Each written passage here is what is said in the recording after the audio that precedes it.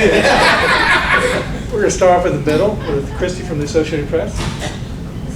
Two-parter. Can you take us through your touchdown? And how much do you take pride in being able to be like a spark plug and kind of the way your play changed the momentum in the game tonight? Well, I think every player got their role on the team. And first thing first, I want to say, before I even answer that question, because that's the first thing I want to do, I want to thank Damani Richardson and Coach Carper and Elko and Jimbo Fisher for believing in me from the jump.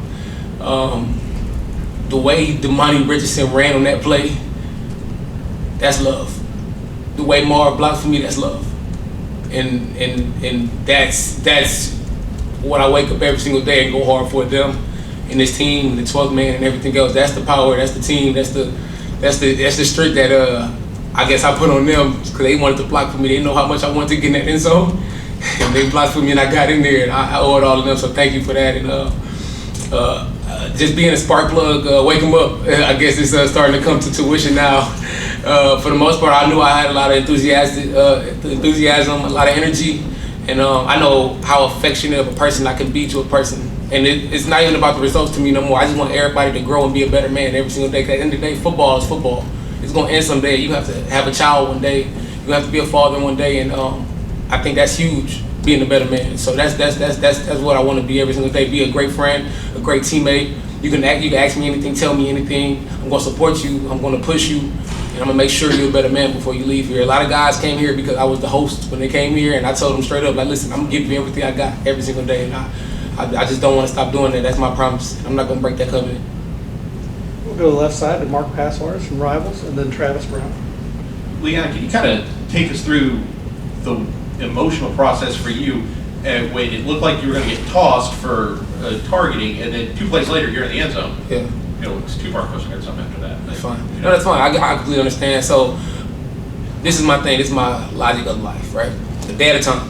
A day at a time, a play at a time. That's it. So after that play, whatever the results was, I wasn't going to question it because I refused to question God. If I was going to get targeted and get took out the game, I was going to support my team from the sideline. Whether the officials say I did hit him or not, whatever. But after that play, I was just like, hey, it's next play. I know what our job is. I can't get distracted. I think a lot of times in my career, I got distracted at times with situations. I think Florida game from last year was a perfect example of what I had an interception, and then I messed around and got a personal foul. We messed up a check, and then it was a touchdown with me trying to go out with Kadarius Toney. I can't forget that. And all of it came from me not thinking about the play at hand. You see what I'm saying? So that's huge. That's huge development, I think, for me. On the most part, but a play at a time. So I just said, hey man, I know they're an RPO team. I know they're gonna try to get some like quick stuff going on and stuff like that. So I just trusted it and made a play. The second part is when you got the ball and you started heading up the field and you see 8 in front of you. What was your thought? If you I call 8 Medea. By the way, I don't know if y'all know who Medea is. I'm Tyler Perry. But 8 got a big trunk, so I follow 8 behind. I follow that big trunk the whole way. First round, I'm following you. So I seen him, and then out of nowhere, I seen Damani, and I'm like, oh, I must get in the end zone. So man, yeah, I just followed 8. I was excited. I was like, oh man, it's gonna happen. So we talk about it all the time. We always joke about pick sixes and touchdowns and stuff like that. So for it to come to tuition is a big milestone for us as a DB group and as a defense. All right, let's go right here in front to Travis Brown from the Eagle. He asked what I was going to ask, so I'll go in with what is it like being a player when you have that targeting review? Are you watching the scoreboard? Are you listening to your coaches? Is it hard to listen to your coach because of all going on? What's that time frame like when you're waiting for that verdict to come in? Well, for the most part, like I said, I try to stick to the same logic when that's happening because targeting is so.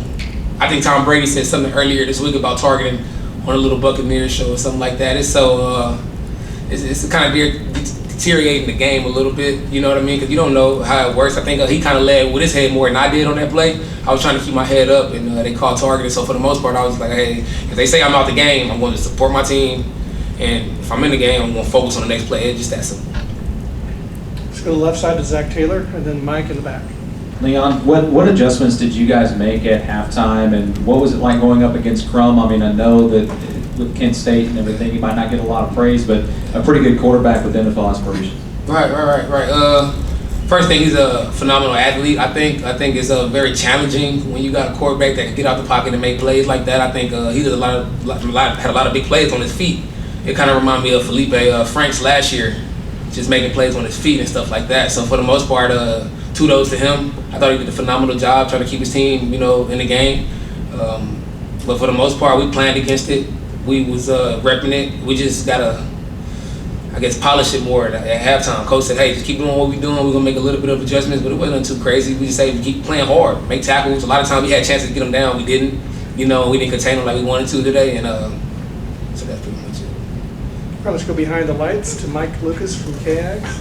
Hey, Leon, I was going to ask that question, so I'll kind of change here. But you guys only gave up 10 points, but on the ground they were able to pick up 170 yards. So what made that running attack so kind of difficult to slow down? Yeah, well, for the most part, we just didn't handle our business like we're supposed to handle our business. This is the best defense in the country. It's absolutely unacceptable how we handled that. So for the most part, we got to grow from it come next week. So I think that's what we really focused on. We know what kind of defense this is. That's unacceptable. And that's on me. That's on all 11. That's on that field. We got to do better. To the left side to the bat table. Hi, Leon, Jennifer here.